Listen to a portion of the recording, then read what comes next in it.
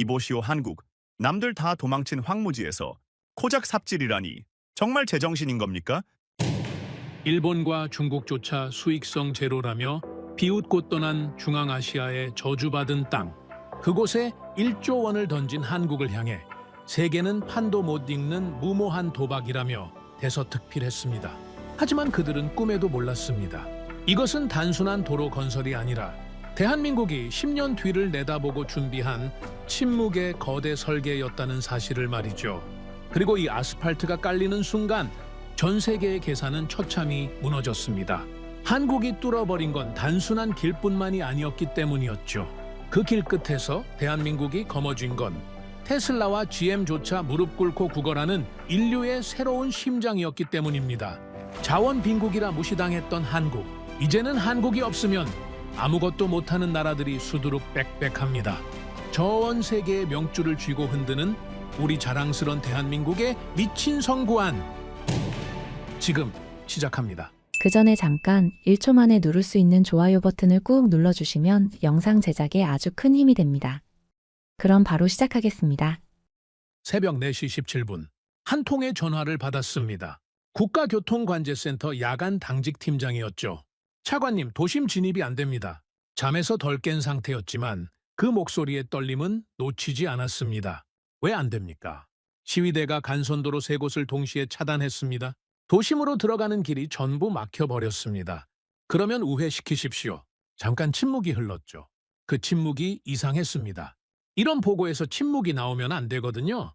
그리고 돌아온 대답이 이겁니다. 차관님, 우회도로가 없습니다. 저는 아르만 카심베코프입니다. 카자흐스탄 공화국 경제 인프라 정책 총괄 차관이죠. 재무부와 국가개발위원회에서 20년 넘게 일해왔고 국가 인프라와 물류, 자원 개발 프로젝트를 직접 검토하고 승인하는 자리에 있었습니다. 저는 감정으로 판단하는 사람이 아니에요. 숫자를 보고 구조를 보고 결과를 보는 사람이죠. 그런 제가 그날 새벽 처음으로 손이 떨렸습니다. 전화를 끊자마자 관제 시스템에 접속했죠. 화면을 여는 순간 숨이 멈추는 줄 알았습니다. 도심 전역이 붉었거든요. 정체 구간을 나타내는 붉은 표시가 처음엔 3곳이었는데 30분 사이에 11곳으로 번져 있었습니다. 차는 꼼짝도 못하고 있었고 도로 위에 갇힌 사람들의 신고가 쏟아져 들어오고 있었죠. 그 전화를 받고 5분이 차에 지나기도 전에 도심에서 강도 사건이 터졌습니다. 경찰은 출동 명령을 받았지만 현장까지 갈 수가 없었죠. 10분 뒤에는 차량 파손 신고가 밀려들기 시작했습니다. 정체 구간에 꼼짝없이 서 있는 차들이 표적이 된 거예요. 유리창을 깨고 물건을 훔쳐가는 일이 동시다발로 벌어졌는데 단 한 건도 대응을 하지 못했습니다. 출동할 경로 자체가 존재하지 않았으니까요. 저는 곧바로 비상대책회의를 소집했습니다. 회의실에 들어서자마자 첫 질문을 던졌죠. 지금 경찰 병력이 도심까지 도달하는데 시간이 얼마나 걸립니까? 내무부 실무관이 고개를 숙이며 대답했습니다. 평소라면 12분이면 됩니다. 그런데 지금은 도착 자체가 불가능한 상황입니다. 구급차는 어떻습니까? 마찬가지입니다. 외곽병원에서 도심까지 진입할 경로가 전부 끊겨 있어요. 저는 다시 물었죠. 그러면 소방은요? 아무도 대답하지 않았습니다. 대답이 필요 없었거든요. 답은 전부 같았으니까. 잠시 회의실 전체가 조용해졌습니다. 20년 넘게 이 나라의 인프라를 다뤄온 제가 그 침묵 속에서 인정해야 하는 게 하나 있었어요. 이건 시위의 문제가 아니라는 거였죠. 시위는 도화선일 뿐이었고 진짜 문제는 이 도시가 가진 구조 자체에 있었습니다. 도심을 관통하는 간선도로 하나만 끊기면 전체가 마비되는 그 허약한 구조 말이에요. 시간이 지나면서 사태는 점점 더 걷잡을 수 없이 번져갔습니다. 야간 보고관이 올린 보고서에 이런 문장이 있었죠. 외곽 진입로에서 표적 범죄가 급증 중. 현재 대응 병력 배치 불가. 저는 보고관에게 직접 전화를 걸었습니다. 배치가 왜 안 됩니까? 차관님, 병력은 충분합니다. 보낼 길이 없는 겁니다. 그 말을 듣는 순간 저는 깨달았죠. 이 도시에서 벌어지고 있는 건 치안의 실패가 아니라 교통구조의 실패라는 것을요. 정체 구간에 갇혀있던 시민들은 결국 차를 버리고 뛰기 시작했습니다. 당연한 거 아닙니까? 차 안에 앉아있으면 표적이 되는데 누가 가만히 있겠어요. 그런데 사람들이 차를 버리고 나오니까 버려진 차들이 도로를 더 틀어막아 버렸죠. 그러면 뒤에 오는 경찰차도 구급차도 더 못 지나가는 겁니다. 악순환이었어요. 길이 막히니까 사고가 나고 사고가 나니까 길이 더 막히고 길이 더 막히니까 대응 자체가 불가능해지는 거였죠. 밤새 보고서에 가장 많이 등장한 단어가 뭔지 아십니까? 지연이었습니다. 경찰 도착 지연, 구급대 출동 지연, 소방 대응 지연. 처음엔 지연이었는데 1시간쯤 지나니까 불가로 바뀌더군요. 그리고 2시간이 지나자 보고 자체가 끊겼습니다. 왜냐면 보고할 사람이 현장에 도착을 못하니까 보고서를 쓸 수가 없는 거예요. 상황 파악조차 되지 않는 겁니다. 여러분 한번 이 상황을 떠올려 보십시오. 경찰이 있는데 보낼 수가 없습니다. 소방차가 있는데 출동을 시킬 수가 없어요. 병원이 있는데 환자를 데려올 방법이 없죠. 다 있는데 아무것도 작동하지 않는 겁니다. 원인이 뭐냐고요? 도로가 막혔기 때문이에요. 그것 하나 때문에 한 나라의 수도가 통째로 멈춰버린 겁니다. 날이 밝았을 때 저는 회의실 창문으로 도시를 내려다봤습니다. 이상하리만큼 조용했죠. 불이 난 것도 아니고 건물이 무너진 것도 아니었으니까요. 그런데 그 조용함이 오히려 등골이 서늘해지게 만들었습니다. 차는 여기저기 멈춰 서 있었고 거리에는 인적이 끊겼고 도시 전체가 숨을 참고 있는 것 같았어요. 오전 9시쯤 상황이 어느 정도 수습된 뒤에 피해 집계가 올라왔습니다. 차량 파손이 120여 건, 강도와 절도 사건이 40여 건, 부상자도 상당수였죠. 그런데 이 숫자가 실제 피해의 전부였겠습니까? 신고를 해봤자 아무도 안 오는데 그걸 알면서 전화기를 드는 사람이 얼마나 있었겠어요. 집계되지 않은 피해가 훨씬 더 많았을 겁니다. 저는 그 보고서를 받아들고 한참 동안 자리에 앉아 있었습니다. 이 숫자들이 진짜 말해주는 건 시위의 피해 규모가 아니었거든요. 이 도시가 얼마나 취약한 구조인지 그걸 적나라하게 드러낸 숫자들이었죠. 다음에 또 비슷한 일이 터지면 그때도 똑같이 무너진다는 뜻이었으니까요. 시위가 아니라 지진이 나도 폭우가 쏟아져도 대규모 사고가 나도 결과는 같을 거라는 얘기였습니다. 오후 회의에서 저는 한 가지를 분명히 했습니다. 이건 치안 문제가 아닙니다. 회의실에 있던 사람들이 전부 저를 봤죠. 경찰 인력이 모자라서 이렇게 된 게 아니에요. 소방 장비가 부족했던 것도 아닙니다. 우리 도시에는 도심을 우회할 수 있는 도로 자체가 존재하지 않습니다. 간선도로 하나가 끊기면 도시 전체가 올스톱되는 구조인 거예요. 이 구조를 바꾸지 않는 한 오늘 같은 일은 반드시 또 일어납니다.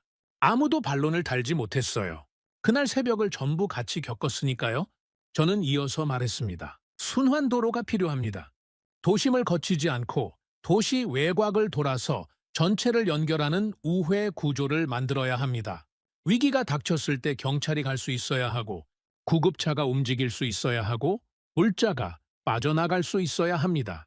옆에 앉아있던 재무 담당이 조심스럽게 물었죠. 그 규모의 사업을 지금 우리가 감당할 수 있겠습니까? 저는 이렇게 대답했습니다. 감당하지 않으면 다음번에는 보고서조차 올라오지 않을 겁니다. 보고할 사람이 현장에 도착을 못할 테니까요. 회의실이 다시 조용해졌습니다.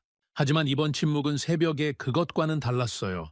새벽의 침묵은 무력감이었고 이 침묵은 결심이었으니까요. 그날 이후로 저는 도로를 완전히 다르게 보게 됐습니다. 도로라는 건 차를 편하게 굴리려고 까는 아스팔트가 아닙니다. 위기가 닥쳤을 때 국가가 멈추지 않고 작동하게 만드는 일종의 생명선이죠. 그걸 저는 교과서가 아니라 그날 새벽에 직접 배웠습니다.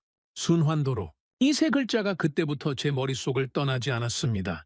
잠들기 전에도 다른 회의 중에도 보고서를 넘기다가도 항상 같은 생각이 떠올랐죠. 이 도시에 우회할 수 있는 길을 반드시 만들어야 한다고요. 그런데 현실적인 벽이 있었습니다. 이 정도 규모의 사업을 우리 혼자서는 감당할 수가 없었어요. 기술도 자금도 대형 인프라를 끝까지 완수한 경험도 충분하지 않았죠. 해외 파트너가 반드시 필요했습니다. 어떤 나라에 맡길 것인가? 어떤 방식으로 진행할 것인가?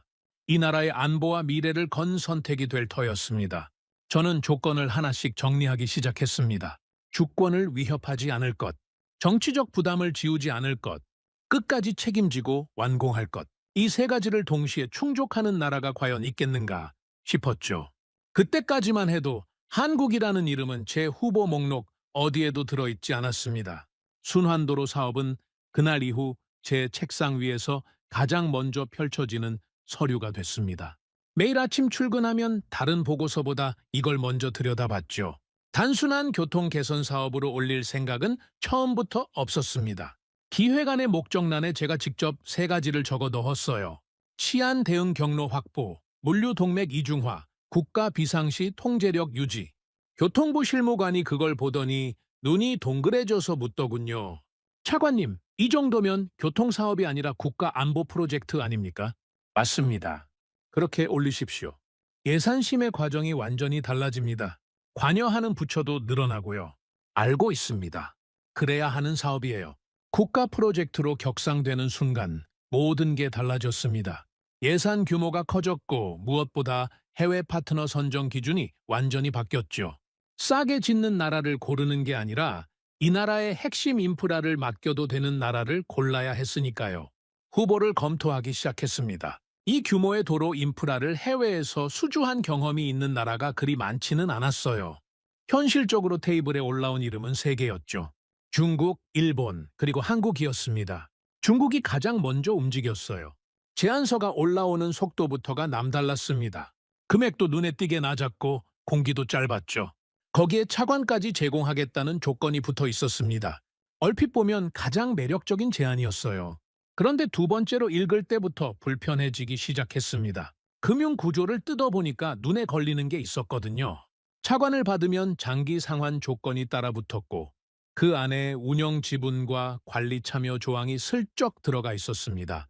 돈을 빌려주는 대신 이 도로의 운영에 발을 걸겠다는 구조였죠. 재무팀장을 불러서 직접 확인했습니다. 이 조건대로 계약하면 15년 뒤에 우리가 이 도로에 대한 온전한 결정권을 가질 수 있습니까? 재무팀장이 계산기를 몇 번이나 두드리더니 고개를 저었어요.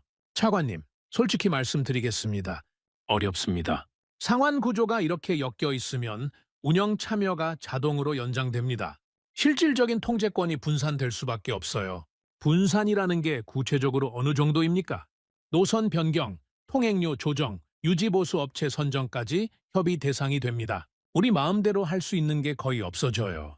저는 그 자리에서 중국 제안서를 덮었습니다. 국가 안보 인프라의 통제권이 분산된다는 건 아무리 좋은 조건이 붙어 있어도 받아들일 수 없는 거였으니까요. 다음은 일본이었습니다. 기술력만 놓고 보면 솔직히 일본을 따라갈 나라가 없었어요. 제안서 자체의 완성도에 감탄이 나올 정도였죠.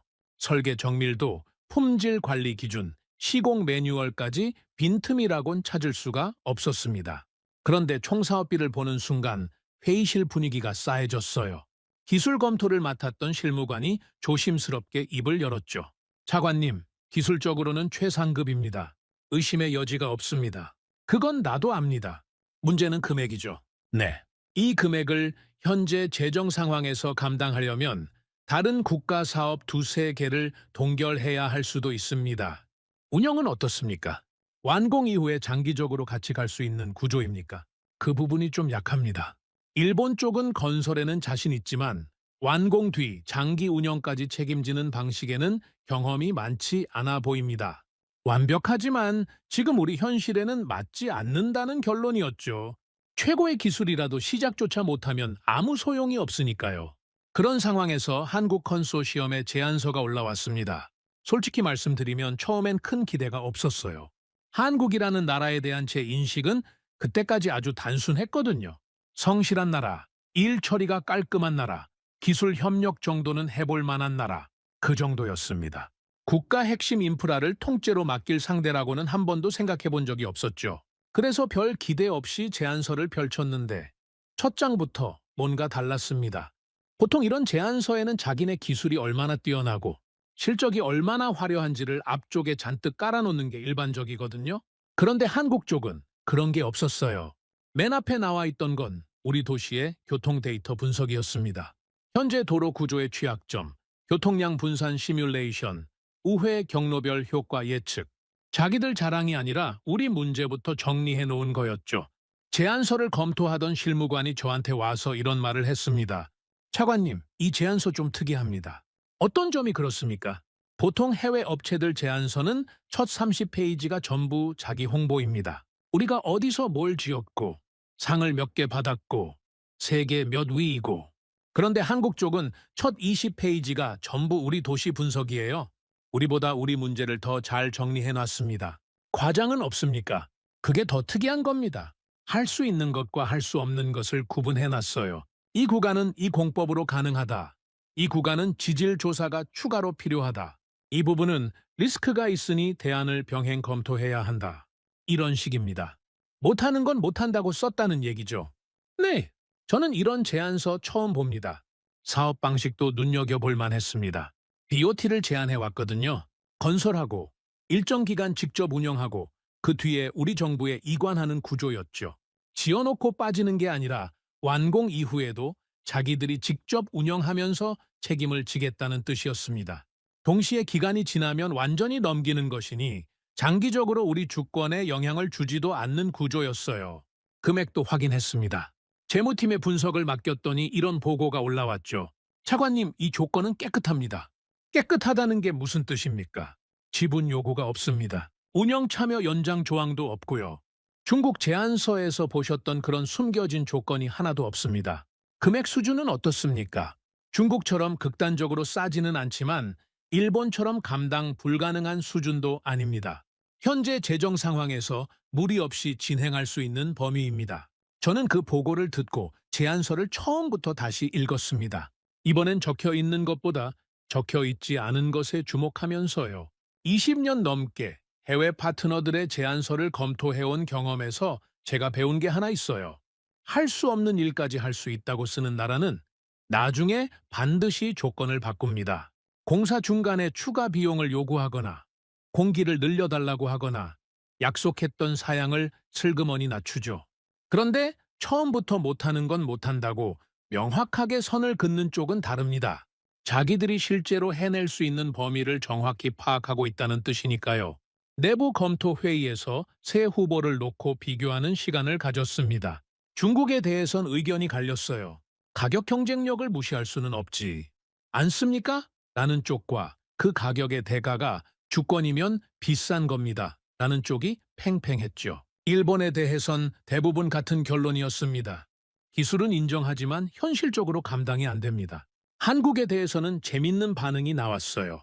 적극적으로 밀어붙이는 사람이 없었지만 강하게 반대하는 사람도 없었거든요. 검토위원 한 명이 이렇게 정리했습니다. 한국 제안은 특출난 장점이 있다기보다 거부할 이유가 없는 구조입니다. 옆에 앉아있던 다른 위원이 고개를 끄덕이며 한마디를 보탰죠. 지금 우리한테 필요한 건 최고가 아니라 가장 안전한 선택 아닙니까? 최종 검토 회의에서 제가 정리를 했습니다. 우리가 고르는 건 가장 뛰어난 나라가 아닙니다. 이 사업을 끝까지 흔들리지 않고 완수할 나라를 고르는 겁니다. 회의실을 한번 둘러봤죠. 중국 제안은 들어갈 때는 쉽지만 나올 때가 어렵습니다. 일본 제안은 완벽하지만 시작하기가 어렵고요. 잠시 멈췄다가 이어서 말했습니다. 한국은 둘 다 아닙니다. 대신 시작할 수 있고 끝낼 수 있고 끝난 뒤에 우리가 온전히 가져올 수 있는 구조입니다. 질문 있습니까? 아무도 손을 들지 않았어요. 수주 결정이 내려졌습니다. 한국 컨소시엄이었죠?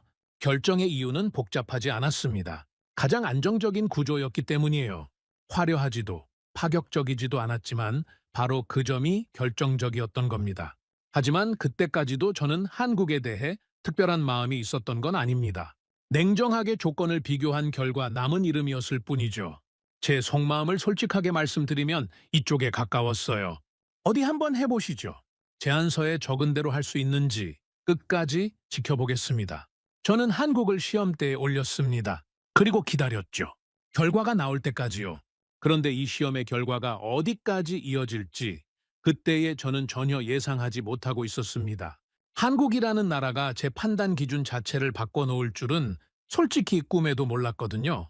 착공 보고가 올라온 날 저는 현장에 가지 않았습니다. 일부러 그런 거예요. 착공식에 차관이 얼굴을 비추면 정치적 신호가 되거든요.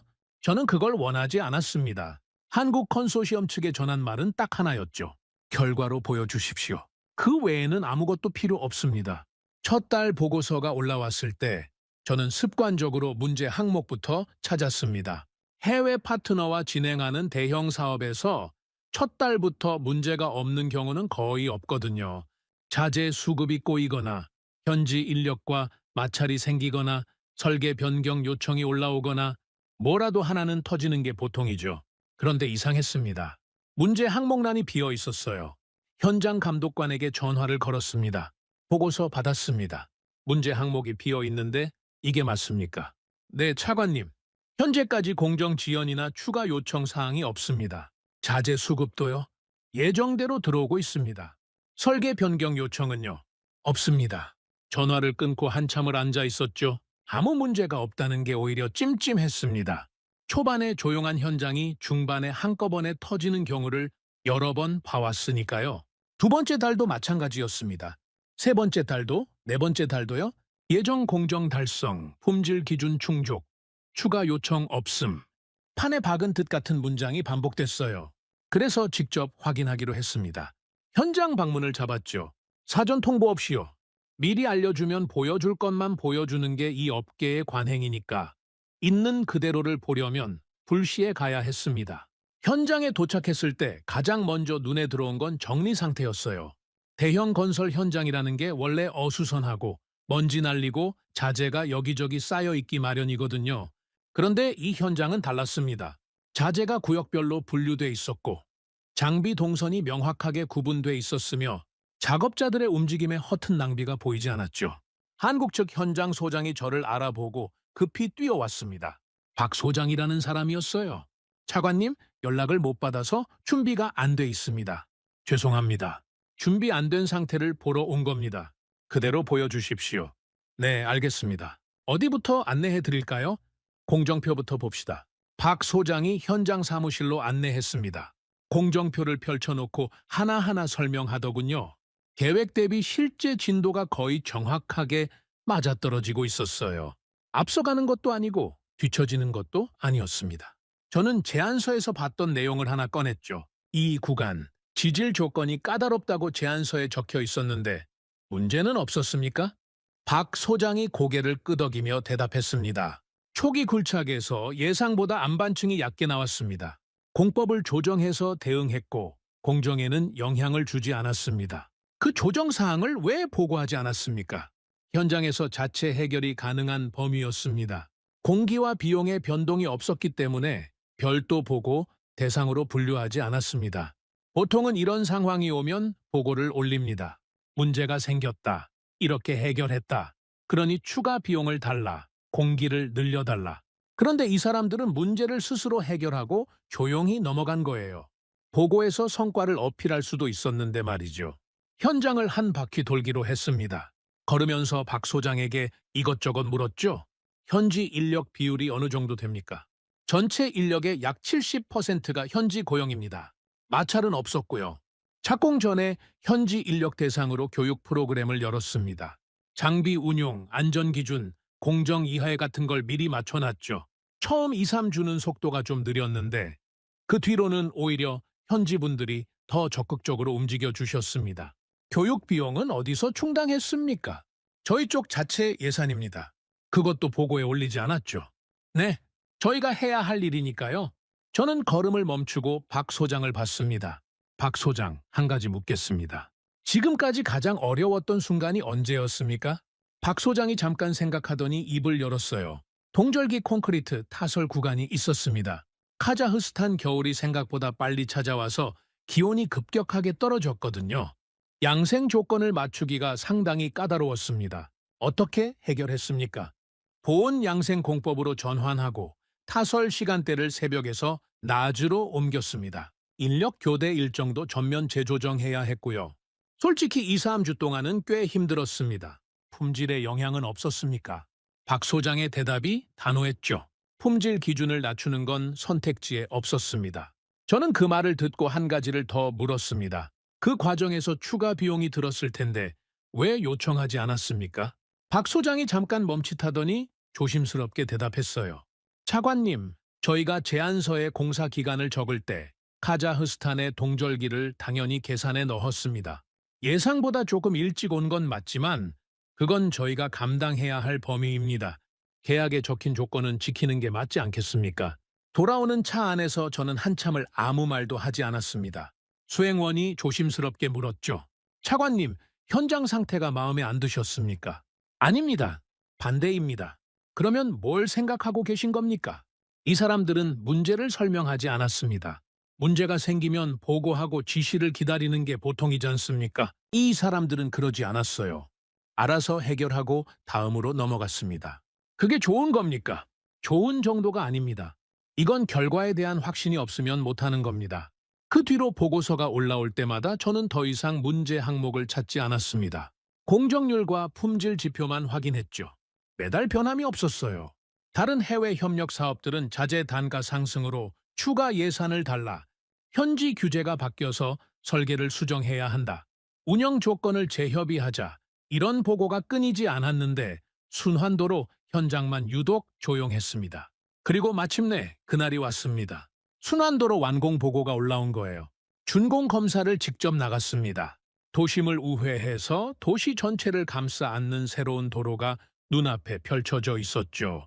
시작점에서 차를 타고 전 구간을 직접 달려봤습니다. 노면 상태, 연결 구간의 흐름, 표지판 배치, 야간 조명까지 하나하나 확인하면서요. 준공식 자리에서 박 소장을 다시 만났습니다. 박 소장, 수고했습니다. 감사합니다, 차관님. 좋은 평가를 받을 수 있어서 다행입니다. 한 가지만 더 묻겠습니다. 솔직하게 답해 주십시오. 네, 말씀하십시오. 중간에 포기하고 싶었던 적은 없었습니까?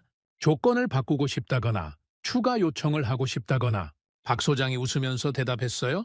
솔직히 말씀드리면 동절기 때 한 번 그런 생각이 스쳤습니다.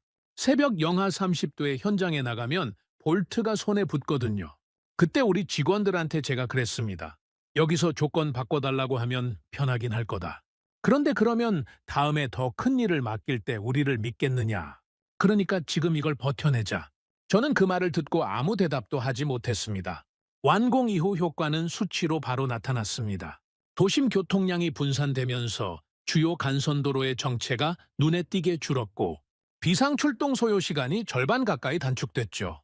그날 새벽 길이 없어서 못 갑니다 라는 말을 들었던 제가 이제는 우회 경로를 통해 현장 도착했습니다 라는 보고를 받게 된 겁니다.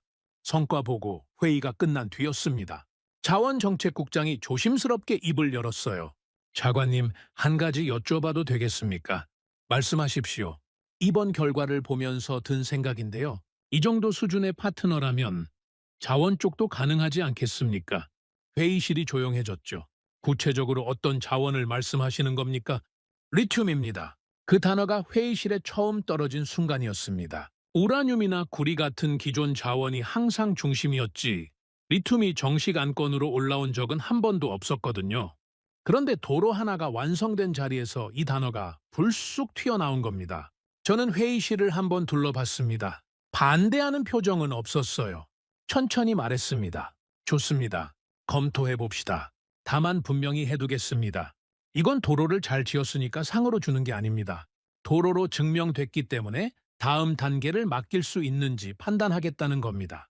사무실로 돌아와서 창밖을 내다봤습니다. 도시 외곽을 감싸고 도는 새 도로가 저 멀리 보였죠. 그 위로 차들이 움직이고 있었습니다. 경찰차도, 물류트럭도, 시민들의 차도요. 그날 새벽 멈춰 섰던 바로 그 도시가 숨을 쉬고 있었습니다. 박 소장이 준공식에서 했던 말이 계속 머릿속을 맴돌았어요. 지금 이걸 버텨내자. 그래야 다음에 더 큰 일을 맡긴다. 그 사람은 이미 알고 있었던 겁니다. 이 도로가 끝이 아니라 시작이 될 수 있다는 걸요.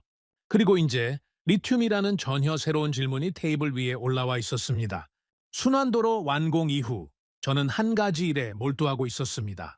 카자흐스탄의 자원 전략을 처음부터 다시 짜는 작업이었죠. 우리나라는 자원이 부족한 나라가 아닙니다.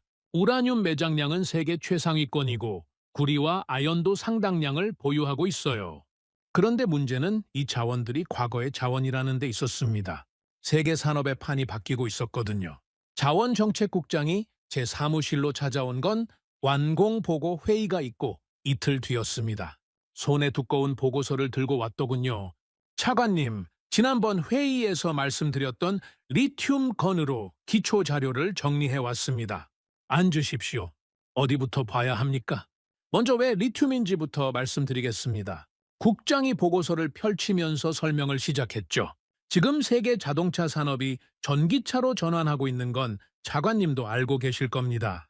유럽연합이 2035년부터 내연기관차 판매 중단을 선언했고 미국과 중국도 전기차 보급을 국가 전략으로 밀어붙이고 있습니다. 그건 압니다. 그래서요. 전기차의 핵심이 배터리이고 배터리의 핵심 원료가 리튬입니다. 지금 리튬 수요가 폭발적으로 증가하고 있어요. 앞으로 20, 30년 안에 리튬을 안정적으로 확보하지 못한 나라는 산업 경쟁에서 밀려날 수밖에 없는 구조입니다. 저는 보고서의 수치들을 훑어봤습니다. 리튬 가격이 최근 몇 년 사이에 몇 배씩 뛰었고 공급은 수요를 따라가지 못하고 있었죠. 주요 매장국들이 자원 국유화를 강화하고 있다는 내용도 눈에 들어왔습니다. 우리 매장량은 어느 정도로 추정됩니까? 아직 정확한 탐사가 이루어지지 않았습니다. 다만 지질학적 조건상 상당량이 존재할 가능성은 높은 것으로 보고 있습니다. 가능성이 아니라 확인이 필요한 걸 아닙니까? 맞습니다. 그래서 탐사 기술이 필요한 겁니다. 그것도 아주 고도화된 수준의 탐사 기술이요. 저는 보고서를 덮고 잠시 생각했습니다. 이건 단순한 광물 하나를 캐겠다는 문제가 아니었어요. 카자흐스탄이 앞으로 20, 30년 동안 어떤 위치에 서느냐를 결정하는 문제였죠. 우라늄과 구리의 시대에 우리는 자원 부국이었습니다. 그런데 리튬의 시대가 열리면 준비되지 않은 나라는 아무리 땅이 넓어도 의미가 없어지는 거였으니까요. 좋습니다. 전략회의를 소집하십시오. 관련 부처 전부 모으고 후보 파트너 국가 검토도 병행합시다. 회의가 열린 건 그로부터 일주일 뒤였습니다. 회의실에 자원정책국, 재무부, 외교부, 에너지부, 국가개발위원회 관계자들이 전부 모였죠. 긴 테이블 위에 3개의 파일이 놓여 있었습니다. 중국, 일본, 한국. 순환도로 때와 같은 이름들이었어요. 제가 먼저 입을 열었습니다. 오늘 논의할 안건은 하나입니다. 리튬 탐사 및 개발 사업의 해외 파트너를 선정하는 건이죠. 다만 한 가지 분명히 해두겠습니다. 회의실을 한번 둘러봤어요. 이 선택은 도로 사업과는 차원이 다릅니다. 도로는 잘못 지으면 다시 지을 수 있습니다. 그런데 자원은 한번 잘못 넘기면 돌이킬 수가 없어요. 이번 결정은 되돌릴 수 없다는 전제해 논의해 주십시오. 중국 제안부터 검토가 시작됐습니다. 외교부 쪽에서 자료를 정리해 왔더군요.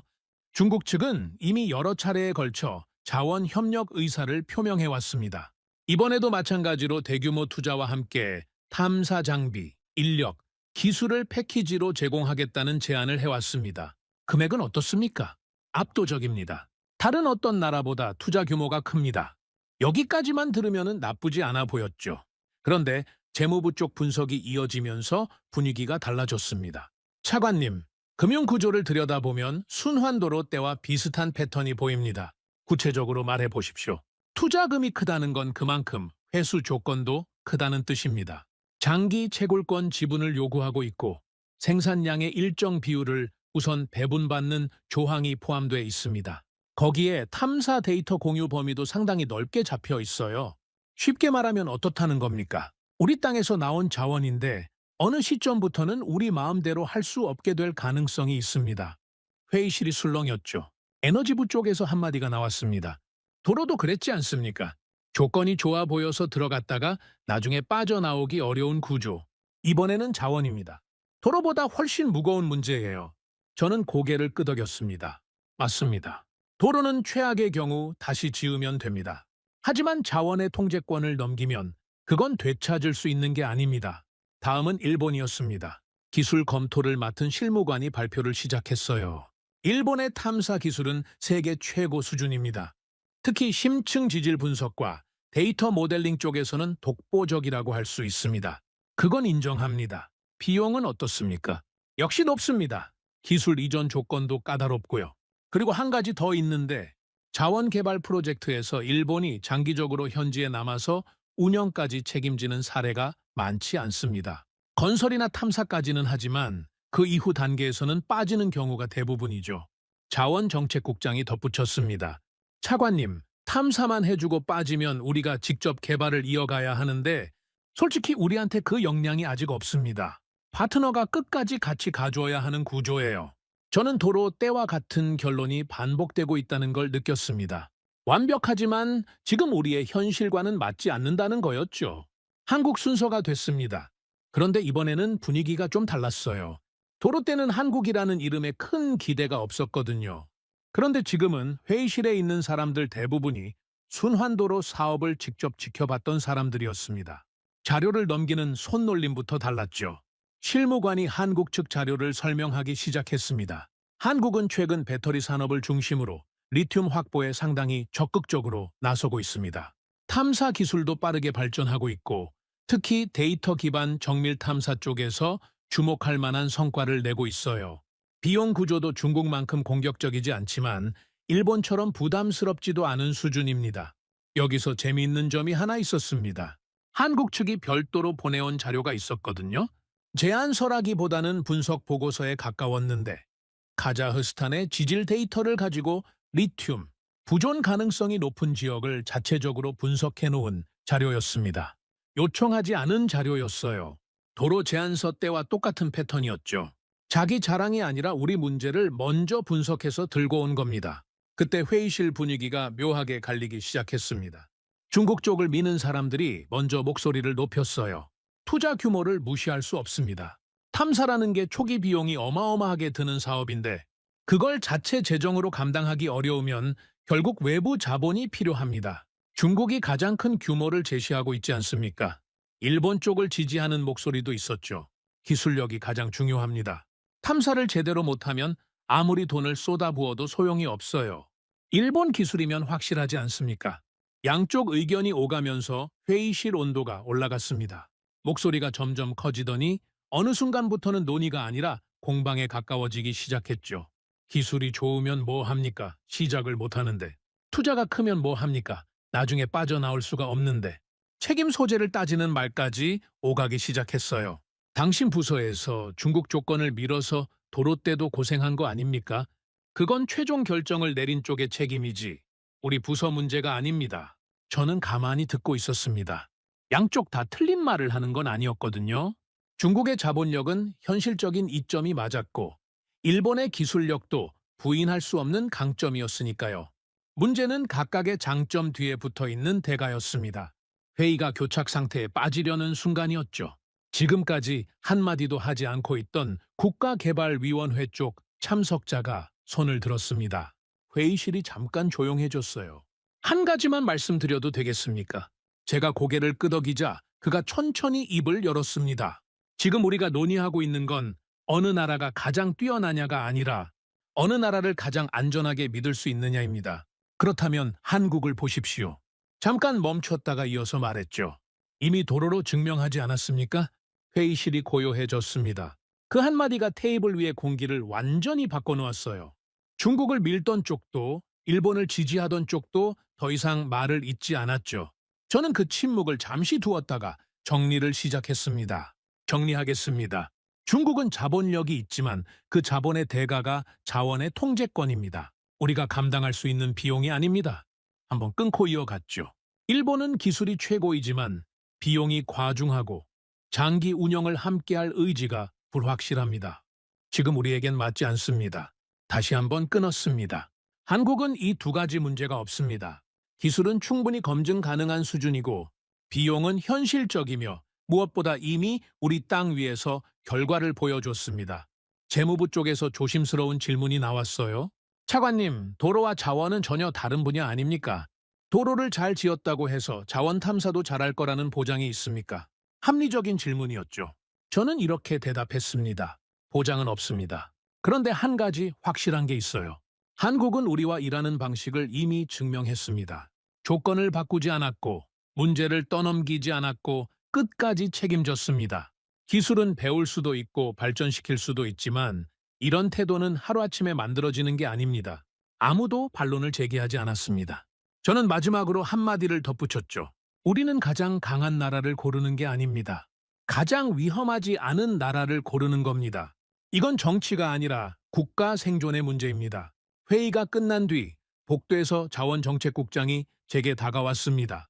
차관님, 한 가지 여쭤봐도 됩니까? 말씀하십시오. 차관님께서 한국을 처음부터 염두에 두고 계셨던 겁니까? 저는 고개를 저었어요. 아닙니다. 저는 처음에 한국을 전혀 생각하지 않았습니다. 후보에도 넣지 않았었죠. 그런데 어쩌다 여기까지 온 겁니까? 중국을 빼고 일본을 빼니까 남은 이름이 한국이었습니다. 그런데 가만히 보니까 이게 속어법의 결과가 아니더군요. 무슨 뜻이십니까? 다른 나라들이 빠진 건 각자의 문제 때문이었지만 한국이 남은 건 문제가 없어서가 아니라 이미 답을 보여줬기 때문이었습니다. 그 차이가 큽니다. 국장이 고개를 끄덕이며 물러났습니다. 저는 사무실로 돌아오면서 생각했죠. 한국이라는 나라가 제 앞에 놓인 과정이 참 묘하다고요. 처음에는 후보에도 없었고 도로 입찰 때는 기대도 안 했으며 시험대에 올려놓고 냉정하게 지켜보기만 했습니다. 그랬던 제가 지금은 국가의 전략 자원을 이 나라와 함께 논의하고 있는 거였으니까요. 감정으로 내린 결정이 아니었습니다. 한 번도 그런 적이 없어요. 저는 매 순간 숫자를 받고 구조를 받고 위험을 계산했습니다. 그리고 그 모든 계산의 끝에서 매번 같은 이름이 남았던 겁니다. 이제 남은 건 하나였습니다. 한국에게 정식으로 묻는 거였죠. 리튬이라는 이 무거운 질문을 던지고 그들이 어떤 답을 가져오는지 확인하는 것. 이번에도 시험대에 올리는 거냐고요? 아닙니다. 이번에는 달랐어요. 시험이 아니라 제안이었습니다. 함께 갈 수 있겠느냐는 제안이요. 다만 제가 아직 몰랐던 게 하나 있었습니다. 리튬이라는 이 단어가 단순히 카자흐스탄만의 문제가 아니었다는 거였죠. 한국도 그리고 세계 전체도 같은 질문 앞에 서 있었습니다. 그걸 알게 된 건 조금 더 뒤의 일이었습니다. 한국에 정식으로 리튬 협력을 제안하기 전에 저는 먼저 이 자원이 정확히 어떤 무게를 가진 것인지를 확인해야 했습니다. 리튬이라는 단어가 회의실에서 나온 건 불과 몇 주 전이었지만 알면 알수록 이게 단순한 광물이 아니라는 확신이 커져갔거든요. 자원정책국장에게 지시했습니다. 리튬 관련 글로벌 동향 보고서를 만들어 주십시오. 가격 추이, 수요 전망, 주요 매장국 현황, 그리고 확보에 실패한 나라들이 어떤 상황에 놓이게 되는지까지 전부 포함해서요. 국장이 고개를 끄덕이며 물었죠. 범위가 상당히 넓습니다. 기한을 얼마나 주시겠습니까? 일주일입니다. 일주일이요. 이건 느긋하게 할 일이 아닙니다. 세계가 이미 움직이고 있는데 우리만 앉아서 공부하고 있을 시간이 없어요. 일주일 뒤 보고서가 제 책상 위에 올라왔습니다. 100페이지가 넘는 분량이었죠. 저는 그날 저녁 다른 일정을 전부 취소하고 처음부터 끝까지 읽었습니다. 읽으면서 등골이 서늘해지더군요. 유럽연합이 내연기관차 판매 중단을 공식 선언했고 세계 자동차 산업의 중심이 전기차로 급격하게 이동하고 있었습니다. 전기차의 심장이 배터리이고 배터리의 핵심 원료가 리튬이라는 건 이미 알고 있었죠. 그런데 수치로 보니까 체감이 완전히 달랐어요. 리튬 수요가 2030년까지 지금의 서너 배 이상으로 늘어날 거라는 전망이었습니다. 공급은 수요를 전혀 따라가지 못하고 있었고 가격은 최근 몇 년 사이에 말 그대로 폭등했죠. 더 충격적이었던 건 주요 매장국들의 움직임이었습니다. 호주, 칠레, 아르헨티나 같은 리튬 생산국들이 자원 통제를 강화하기 시작한 거예요. 수출 제한을 걸거나 외국 기업의 채굴 조건을 대폭 까다롭게 만들거나 아예 국유화를 추진하는 나라도 있었습니다. 자원을 가진 나라들이 문을 닫기 시작한 거였죠. 다음 날 아침 자원정책국장을 다시 불렀습니다. 보고서 읽었습니다. 한 가지 묻겠습니다. 지금 이 시점에서 리튬을 확보하지 못하면 어떻게 됩니까? 국장이 자리에 앉으며 대답했어요. 단기적으로는 큰 문제가 없습니다. 우리가 당장 배터리를 만드는 나라는 아니니까요. 장기적으로는요. 그게 문제입니다. 리튬이 없으면 배터리 산업의 진입 자체가 불가능해지고 배터리가 없으면 전기차 산업에서도 밀려납니다. 지금은 괜찮지만 10년 뒤에는 우리가 가진 우라늄과 구리의 가치가 지금과 같을 거라는 보장이 없어요. 세계가 필요로 하는 자원이 바뀌고 있는데 우리만 과거의 자원을 들고 서 있게 될 수도 있습니다. 저는 창밖을 바라보며 한참을 생각했습니다. 이건 기회의 문제가 아니라 생존의 문제였어요. 우리가 리튬을 확보하느냐 마느냐가 아니라 확보하지 못했을 때 이 나라의 산업이 어디에 서게 되느냐의 문제였죠. 국장, 한국의 리튬 상황은 어떻습니까? 한국이요. 네. 한국은 배터리 산업 강국이지 않습니까? 그쪽의 리튬 수급 상황이 어떤지 알아봤습니까? 국장이 준비해온 별도 자료를 꺼냈습니다. 조사해봤습니다. 한국은 배터리 산업 규모에 비해서 리튬 자체 확보량이 상당히 부족한 상황입니다. 수요는 계속 늘어나는데 국내 매장량으로는 도저히 감당이 안 되는 구조예요. 해외에서 안정적으로 공급받을 수 있는 경로를 확보하는 게 한국으로서도 사활이 걸린 문제입니다. 그 순간 제 머릿속에서 뭔가가 맞아떨어졌습니다. 우리는 리튬이 있을 가능성이 높지만 그걸 찾아내고 개발할 기술이 부족합니다. 한국은 기술은 있지만 자원이 부족하죠. 이건 어느 한쪽이 도와주는 관계가 아니라 서로가 서로 없이는 안 되는 구조였습니다. 그러면 이건 우리만의 문제가 아니라는 얘기 아닙니까? 맞습니다, 차관님. 한국도 같은 절박함을 안고 있습니다. 같은 방향을 보고 있다는 뜻이죠. 그렇습니다. 저는 결심했습니다. 더 이상 검토만 하고 앉아 있을 때가 아니었어요. 한국 측과 직접 만나야 했습니다. 한국 측 실무 대표단이 카자흐스탄을 방문한 건 그로부터 약 2주 뒤였습니다. 대표단을 이끌고 온 사람은 한국 측 자원 협력 담당 이 국장이라는 분이었어요. 순환도로 사업 때 한국 컨소시엄의 본사 측 실무 총괄을 맡았던 사람이기도 했죠. 도로 사업을 통해 우리 쪽 사정을 이미 잘 알고 있는 인물이었습니다. 회의실에서 처음 마주 앉았을 때 저는 인사치레를 길게 하지 않았습니다. 이 국장, 바로 본론으로 가겠습니다.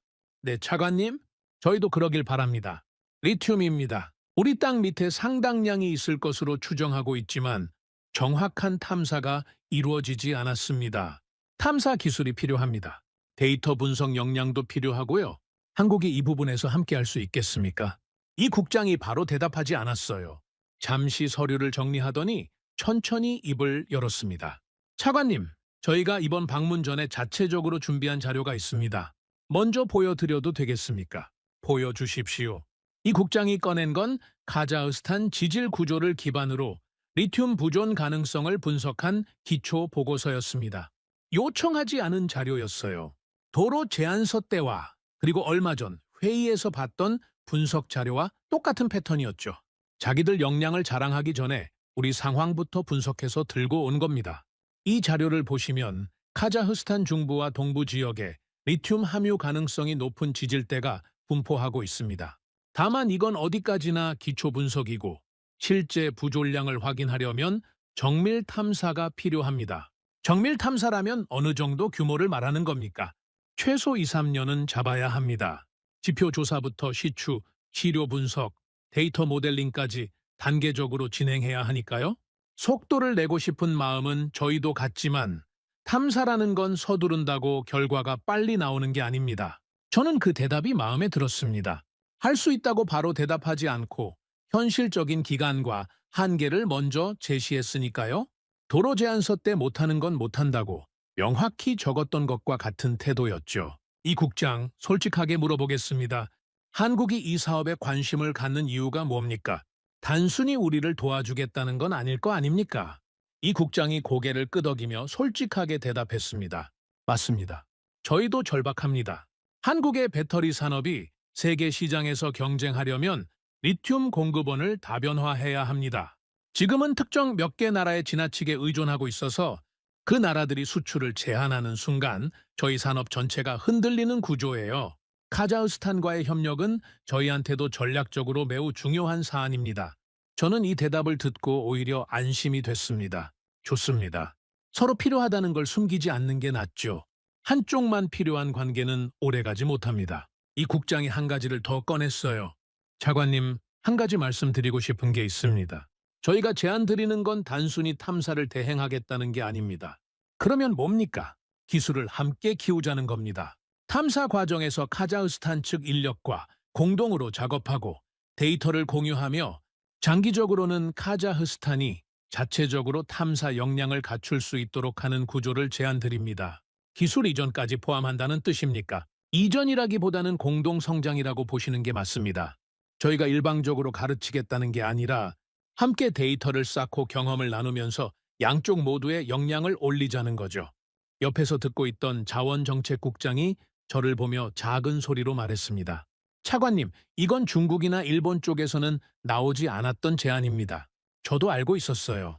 중국은 자본을 내밀면서 지분을 가져가려 했고, 일본은 기술을 제공하되 핵심은 자기들이 쥐고 있으려 했죠. 한국은 그 둘 다와 달랐습니다. 함께 만들어가자는 구조였으니까요. 저는 이 국장에게 마지막 질문을 던졌습니다. 이 국장, 하나만 더 묻겠습니다. 탐사를 해봤는데 기대만큼 리튬이 나오지 않으면 어떻게 하시겠습니까? 이 국장이 잠깐 생각하더니 이렇게 대답했어요. 차관님, 탐사라는 건 원래 보장이 없는 작업입니다. 기대한 만큼 나올 수도 있고 그렇지 않을 수도 있죠. 하지만 한 가지는 확실합니다. 탐사 과정에서 축적되는 데이터와 경험은 결과와 상관없이 양쪽 모두의 자산이 됩니다. 그리고 카자흐스탄의 지질 조건을 제대로 파악하는 것 자체가 향후 다른 자원 개발에도 쓰일 수 있는 기반이 되고요. 결과가 안 나와도 빠지지 않겠다는 뜻입니까? 쉽게 빠질 거였으면 처음부터 오지 않았습니다. 회의가 끝난 뒤 저는 회의실에 혼자 남아서 한참을 앉아 있었습니다. 창밖으로 해가 기울고 있었죠. 이 국장이 마지막에 한 말이 계속 머릿속에 남아 있었어요. 쉽게 빠질 거였으면 처음부터 오지 않았습니다. 도로 때 박 소장이 했던 말이 떠올랐죠. 지금 이걸 버텨내자. 그래야 다음에 더 큰 일을 맡긴다. 이 사람들은 하나같이 같은 결을 갖고 있었습니다.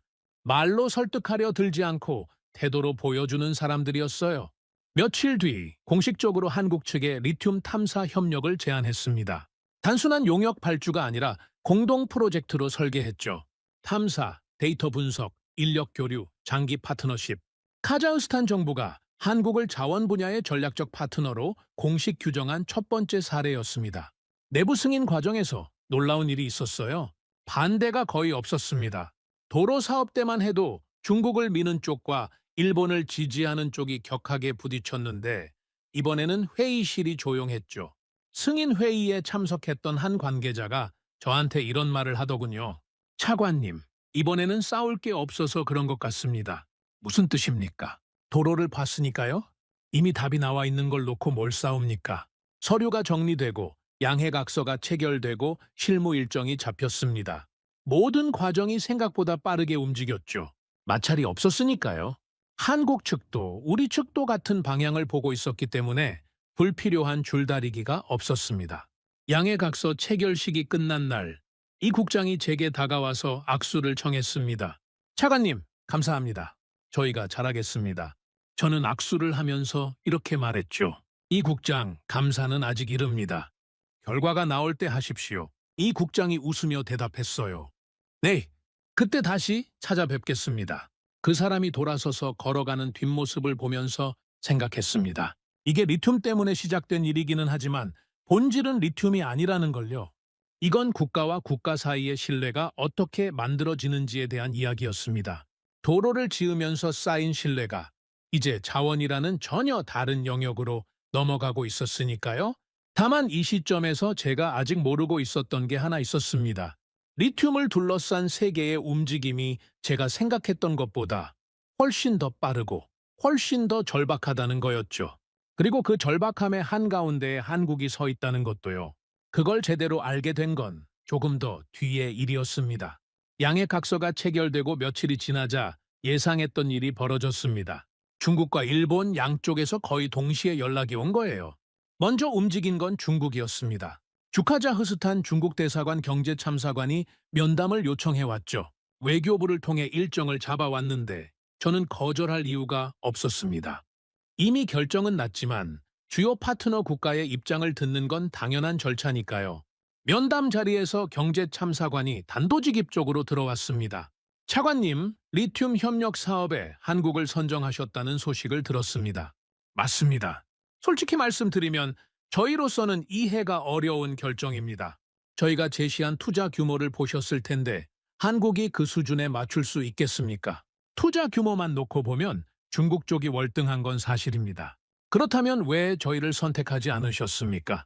저는 잠시 그 사람을 바라봤습니다. 외교적으로 돌려 말할 수도 있었지만 이 자리에서 모호하게 넘어가면 나중에 더 복잡해질 거라는 판단이 들었어요. 참사관, 솔직하게 말씀드리겠습니다. 투자 규모가 큰 건 맞습니다. 그런데 저희가 본 건 투자 규모가 아니라 투자 구조였습니다. 구조가 어떻다는 말씀이십니까? 저희 재무팀이 분석한 결과 중국 측 제안의 금융 구조에는 장기 채굴권, 지분 참여와 생산량, 우선 배분 조항이 포함되어 있었습니다.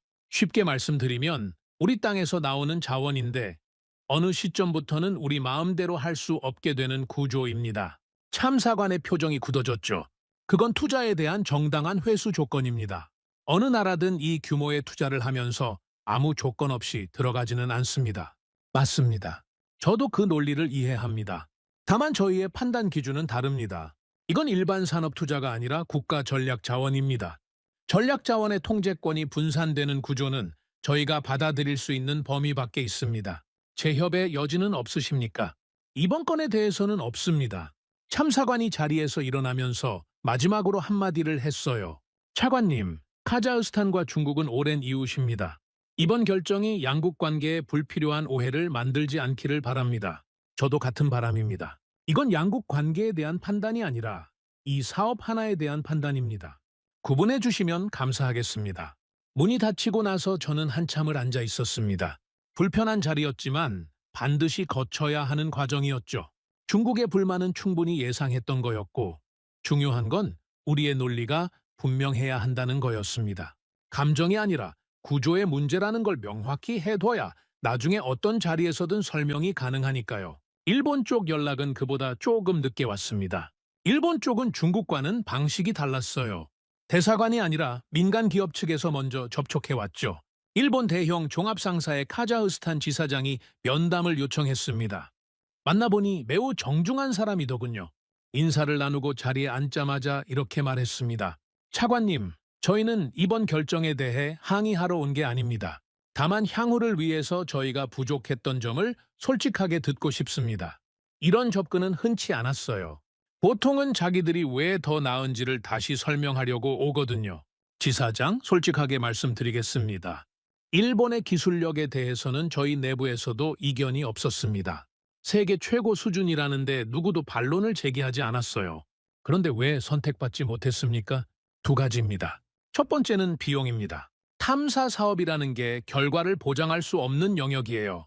결과가 나올지 안 나올지 모르는 사업에 그 규모의 비용을 투입하는 건 지금 우리 재정 상황에서 현실적으로 감당이 어려웠습니다. 지사장이 고개를 끄덕이며 물었죠. 두 번째는 뭡니까? 장기적으로 함께 갈 수 있는지에 대한 확신이었습니다. 일본 측의 탐사 기술은 뛰어나지만 탐사가 끝난 뒤에 개발과 운영까지 현지에 남아서 장기적으로 같이 가겠다는 의지가 명확하지 않았습니다. 저희가 필요한 건 기술만 전해주고 돌아가는 파트너가 아니라 이 사업의 끝까지 같이 걸어갈 파트너였거든요. 지사장이 잠시 생각하더니 조심스럽게 입을 열었습니다. 차관님 말씀을 듣고 보니 저희가 이번에 부족했던 건 기술이 아니라 구조였다는 걸 알겠습니다. 솔직히 일본 기업들은 건설이나 탐사까지는 자신 있는데 그 이유를 함께 설계하는 데는 익숙하지 않은 게 사실입니다. 솔직한 분석이었죠. 저는 그 자기인식이 오히려 대단하다고 느꼈습니다. 지사장, 한 가지 말씀드리고 싶은 게 있습니다. 이번 결정이 일본을 배제하겠다는 의미는 아닙니다. 리튬 외에도 카자흐스탄이 일본의 기술력을 필요로 하는 영역은 많습니다. 다만 이번 사업에서는 다른 조건이 더 중요했을 뿐이에요. 지사장이 일어서면서 허리를 숙여 인사했습니다. 솔직하게 말씀해 주셔서 감사합니다. 다음 기회에는 더 나은 제안으로 찾아뵙겠습니다. 그 사람이 나간 뒤 옆에서 배석했던 자원정책국장이 이런 말을 했어요. 차관님, 중국과 일본의 차이가 오늘 확실히 보였습니다. 어떤 차이 말입니까? 중국은 왜 우리를 안 골랐느냐고 물었고 일본은 우리가 뭘 부족했느냐고 물었습니다. 저는 고개를 끄덕였습니다. 맞습니다. 그리고 한국은 아무것도 묻지 않았죠. 그냥 결과를 가져왔을 뿐이에요. 그날 저녁 저는 사무실에서 세 나라의 제안서를 다시 펼쳐놓고 나란히 비교해봤습니다. 이미 결정이 난 건이지만 기록으로 남겨둬야 했거든요. 언젠가 이 결정에 대해 설명해야 할 순간이 올 거라는 걸 알고 있었으니까요. 중국 제안서를 다시 들여다봤습니다. 투자 규모는 확실히 압도적이었어요.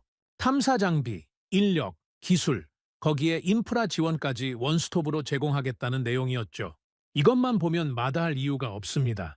그런데 그 아래에 깔려있는 조건들을 하나하나 뜯어보면 이야기가 달라져요. 채굴권 지분 참여, 생산량 우선 배분, 탐사 데이터 공유 범위 확대, 합작법인 설립 시 경영권 조항. 하나하나는 합리적인 조건처럼 보이지만 전부 합치면 결론은 하나입니다. 우리 땅에서 나오는 자원에 대한 결정권이 분산되는 거예요.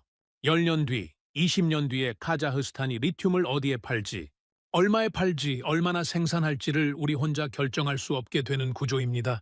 재무팀장에게 이 구조를 가지고 시뮬레이션을 돌려본 적이 있었죠. 그때 재무팀장이 했던 말이 기억납니다. 차관님, 이 조건대로 가면 초기 10년은 우리가 이득입니다. 투자금을 아낄 수 있으니까요. 그런데 20년이 지나면 상황이 역전됩니다. 그때부터는 우리가 자원을 가지고 있으면서도 자유롭게 쓸 수가 없어요. 싸게 들어가는 대신 비싸게 묶이는 구조입니다. 일본 제안서도 다시 봤습니다. 기술 부분은 다시 봐도 감탄스러웠어요. 탐사 정밀도, 분석 모델, 장비 사양까지 빈틈이 없었죠. 그런데 문제는 이 완벽한 기술 패키지가 너무 높은 비용과 묶여 있다는 거였습니다. 거기에 더해서 장기 운영에 대한 부분이 약했어요. 오늘 만났던 지사장의 말이 맞았습니다. 일본은 만드는 데는 세계 최고이지만 만든 뒤에 함께 남아서 운영하고 책임지는 구조에는 익숙하지 않은 거였죠. 도로 때도 그랬고 이번에도 마찬가지였습니다. 기술만 놓고 보면 한국보다 위일 수 있어요. 그런데 우리한테 필요한 건 기술만이 아니었습니다. 기술을 가지고 끝까지 같이 남아있을 파트너가 필요했던 거죠. 그리고 한국 제안서를 펼쳤습니다. 세 번째로 보는 건데도 느낌이 달랐어요. 처음 봤을 때는 특별할 게 없다고 생각했었거든요. 중국처럼 규모가 크지도 않고 일본처럼 기술이 화려하지도 않았으니까요. 그런데 지금 다시 보니까 보이는 게 있었습니다. 한국 제안서에는 과장이 없었습니다. 할 수 있는 것만 적혀 있었고 못하는 건 못한다고 선을 그었죠. 금융 조건에 숨겨진 함정이 없었고 지분 요구도 없었으며 장기적으로 우리의 자주권을 침해할 수 있는 조항이 단 하나도 없었습니다. 대신 공동 탐사, 데이터 공유, 인력 교류, 기술 공동 성장이라는 네 가지가 중심에 놓여 있었어요. 새 진서를 나란히 놓고 보면 이런 그림이 나옵니다. 중국은 가장 큰 것을 내밀었지만 가장 많은 것을 가져가려 했습니다. 일본은 가장 좋은 것을 보여줬지만 함께 남아있으려 하지 않았죠. 한국은 어느 쪽으로도 극단적이지 않았습니다. 대신 모든 항목에서 가장 안정적이었고 가장 오래 함께할 수 있는 구조를 제시했어요. 저는 이 비교를 정리해서 내부 보고서로 작성했습니다. 마지막 문단에 이렇게 적었죠. 이번 선택의 기준은 어느 나라가 가장 뛰어났느냐가 아니라 어느 나라와 함께했을 때 카자흐스탄이 10년 뒤에도 이 결정을 후회하지 않을 수 있느냐였다. 최강을 고른 것이 아니라 가장 위험하지 않은 선택을 한 것이다. 그리고 그 선택의 근거는 제안서가 아니라 이미 우리 땅 위에 완성된 도로에 있다. 다음 날 아침 자원정책국장이 출근하자마자 제 사무실로 들어왔습니다. 차관님, 어젯밤에 한국 측 이 국장한테서 연락이 왔습니다. 무슨 내용입니까? 탐사 인력 파견 일정을 조율하고 싶다는 연락이었는데 한 가지 특이한 점이 있었습니다. 뭡니까? 우리 쪽 참여 인력 명단을 먼저 요청했습니다. 자기들 인력 구성보다 우리 쪽 인력 구성을 먼저 확인하고 거기에 맞춰서 팀을 짜겠다는 거예요. 또 그러는 겁니까? 네. 도로 제안서 때도 그랬고 분석 자료 보내올 때도 그랬고 이번에도 마찬가지입니다. 이 사람들은 자기들 기준으로 움직이는 게 아니라 상대방 상황에 맞춰서 오더군요. 저는 커피잔을 내려놓으며 생각했습니다. 이게 바로 차이라는 걸요. 중국은 자기 규모를 내세웠고 일본은 자기 기술을 내세웠는데 한국은 우리의 상황을 먼저 봤습니다. 그 차이가 작아 보이지만 실제로 함께 일할 때는 그 차이가 모든 걸 결정하는 거였죠. 어떤 분들은 이렇게 생각하실 수도 있습니다. 결국 한국을 편들기 위한 결정 아니었냐고요? 아닙니다. 저는 한국을 좋아해서 고른 적이 단 한 번도 없습니다. 처음에는 후보에도 넣지 않았고 도로 입찰 때는 기대도 하지 않았으며 선정 뒤에는 냉정하게 시험대에 올렸습니다. 매번 그랬어요. 감정이 아니라 조건을 받고 조건을 비교한 결과 매번 같은 이름이 남았을 뿐입니다.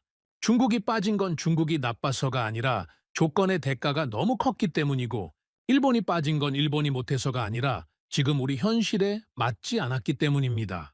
한국이 남은 건 한국이 최고여서가 아니라 가장 안전하고 가장 오래 함께 갈 수 있는 구조였기 때문이죠. 이건 칭찬이 아닙니다. 판단입니다. 그리고 저는 이 판단이 10년 뒤에도 설명 가능하다고 확신합니다. 사무실 창밖으로 보이는 순환도로 위에 오늘도 차들이 달리고 있었습니다. 그 도로가 없었다면 이 모든 이야기는 시작조차 하지 못했을 거예요. 도로 하나가 바꿔놓은 것이 참 많았습니다. 도시의 교통만 바꾼 게 아니라 국가의 전략 파트너를 바꿔놓았으니까요. 이제 남은 건 다음 단계였습니다. 한국과 함께 리튬이라는 미지의 영역에 발을 내딛는 것. 도로는 이미 증명이 끝났고 이번에는 그 증명 위에 서서 더 큰 걸음을 내디딜 차례였죠. 그런데 이 걸음이 단순히 카자흐스탄만의 문제가 아니라 세계 산업 전체의 판도와 맞닿아 있다는 걸 저는 아직 충분히 실감하지 못하고 있었습니다. 리튬을 둘러싼 세계의 움직임이 얼마나 빠르고 거대한지를, 그리고 그 한가운데에서 한국이 어떤 전쟁을 치르고 있는지를 제대로 알게 된 사건이 있었습니다. 리튬 탐사 협력이 공식적으로 시작되고 얼마 지나지 않아서 에너지부에서 보고서가 하나 올라왔습니다. 글로벌 리튬 수급 위기 현황 및 전망. 평소라면 훑어보고 넘겼을 문서였는데 첫 페이지를 읽는 순간 손이 멈췄습니다. 자원정책국장을 불렀습니다. 국장, 여기 적힌 수치가 맞습니까? 리튬 수요가 2030년까지 지금의 서너 배라고 돼 있는데 맞습니다. 오히려 보수적인 추정입니다. 일부 기관에서는 5배 이상을 전망하고 있어요. 공급은요? 현재 채굴량으로는 수요의 절반도 감당이 안 됩니다. 새로운 광산을 개발하려면 최소 5, 7년이 걸리는데 수요는 지금 당장 폭발하고 있으니까요. 그러면 확보하지 못한 나라는 어떻게 됩니까? 산업에서 밀려납니다. 배터리 없이는 전기차를 만들 수 없고 전기차 없이는 자동차 산업 자체가 성립하지 않는 시대가 오고 있으니까요. 보고서를 넘기면서 주요 매장국들의 동향을 확인했습니다. 읽을수록 심각했어요. 칠레가 리튬 국유화를 추진하고 있다는 게 사실입니까? 사실입니다. 리튬을 전략 자원으로 지정하고 국가 관리 체제로 전환하겠다고 발표했습니다. 외국 기업의 참여 조건이 대폭 까다로워질 전망이에요. 호주는요? 호주도 수출 규제를 강화하고 있습니다. 자국 배터리 산업 육성을 위해서 원료를 국내에 묶어두려는 움직임이 뚜렷하죠. 아르헨티나는요? 비슷한 방향입니다. 전 세계적으로 자원 민족주의가 확산되고 있어요. 자원을 가진 나라들이 하나둘씩 문을 닫기 시작한 거였습니다. 국장이 한 가지를 더 꺼냈어요. 차관님, 더 심각한 건 중국입니다. 전 세계 리튬 가공의 상당 부분을 중국이 장악하고 있어요. 원석을 캐는 건 다른 나라에서 하더라도 배터리에 쓸 수 있는 형태로 가공하는 건 대부분 중국을 거칩니다. 그 구조가 흔들리면요, 배터리를 만들 수가 없게 됩니다. 기술이 있어도 공장이 있어도 원료가 가공돼서 들어오지 않으면 생산 자체가 멈추는 거죠. 저는 의자의 등을 기대며 한참을 생각했습니다. 이건 제가 생각했던 것보다 훨씬 큰 그림이었어요. 리튬이 중요하다는 건 알고 있었지만 이 정도로 전 세계가 목을 매는 상황이 이미 벌어지고 있을 줄은 몰랐습니다. 단순한 자원 확보의 문제가 아니었어요. 이건 앞으로 20, 30년간 어떤 나라가 산업의 중심에 서고 어떤 나라가 밀려나느냐를 결정짓는 전쟁이었습니다. 총소리 없는 전쟁이요. 그러면 한국은 지금 어떤 상황입니까? 배터리 산업 강국인데 원료 확보 쪽은 안전한 겁니까? 국장이 고개를 저었습니다. 안전하지 않습니다. 한국은 배터리 생산 능력은 세계 최상위권인데 핵심 원료인 리튬을 대부분 해외에서 수입하고 있어요.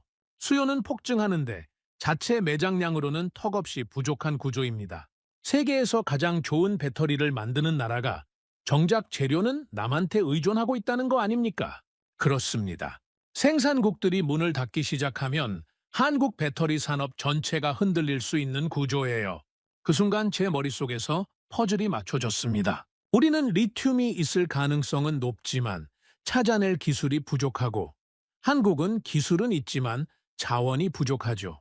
어느 한쪽이 도와주는 관계가 아니라 서로 없이는 안 되는 구조였습니다. 이 국장이 그렇게 빠르게 움직였던 이유가 비로소 이해됐어요. 한국의 성이나 친절이 아니라 절박함이었던 겁니다. 며칠 뒤 이 국장과 화상회의를 했습니다. 일정 논의 전에 제가 먼저 물었죠. 이 국장, 한국 내부에서는 리튬 상황을 어떻게 보고 있습니까?